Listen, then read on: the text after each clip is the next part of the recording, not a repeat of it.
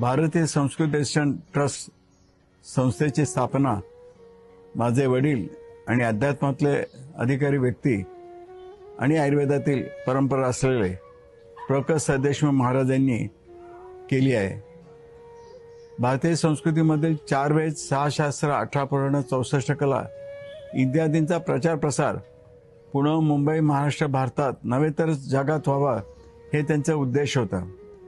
या 4 शास्त्रांचा किंवा वेदांचा अभ्यास करत असताना त्यांच्या मनामध्ये पूर्वीच्या पद्धतीने गुरुकुल की ज्या याच्यामध्ये साधारणतः 12 वर्ष विद्यार्थी गुरु आणि विद्यार्थी एकत्र असावेत, त्यांचं अध्ययन अध्यापन शास्त्र शिक्षण प्रॅक्टिकली शास्त्रानुसार आणि प्रॅक्टिकली होऊन ते शास्त्र त्या शास्त्रामध्ये तो विद्यार्थी प्रवीण व्हावा आणि परत त्या विद्यार्थ्यांनी पुढचे विद्यार्थी तयार करावेत, अशा पद्धतीने गुरुकुल आणि गुरु परंपरा या दृष्टीने त्यांनी भारतीय संस्कृत दर्शनची स्थापना केली.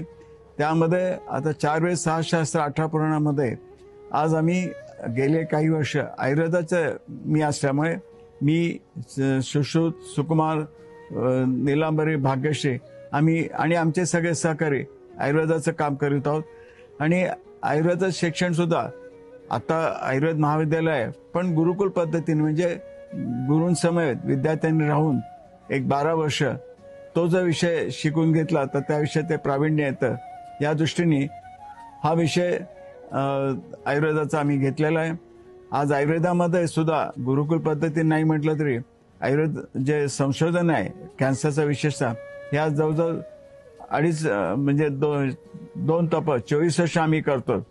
त्यामुळे हे सुद्धा आम्ही गुरुकुल का म्हणतो की आमच्याबरोबरचे जे माझे सहकारी आहेत, विशेषतः doctor Vinita Deshmukh, doctor Wardekar madam, doctor Data sir, doctor रेड्डीज मॅडम आणि इतर आमचे जे सहकारी आहेत, आज 12 वर्ष, 20 वर्ष, 24 वर्ष माझ्याबरोबर काम करतात.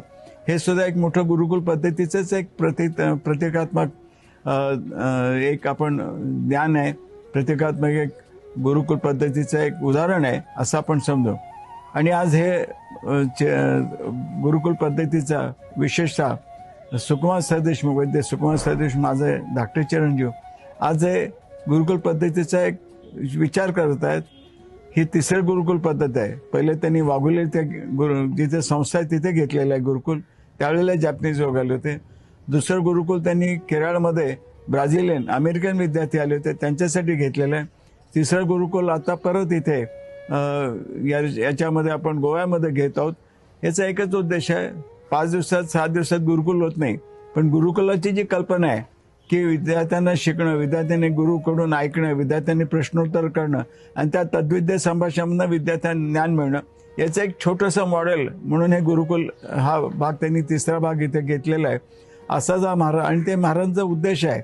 या पद्धतीने जो विद्यार्थी 5 वर्ष 10, 12 वर्ष येईल तो त्या विषयामध्ये तज्ज्ञ होईल आणि आयुर्वेदाचं ज्ञान पुणे, मुंबई, महाराष्ट्र, भारत प्रदेशात निश्चित जाईल आणि परत एक आयुर्वेदाला किंवा भारतीय संस्कृतीतल्या या शास्त्रांना निश्चित जगात स्थान मिळेल असा आमचा विश्वास आहे.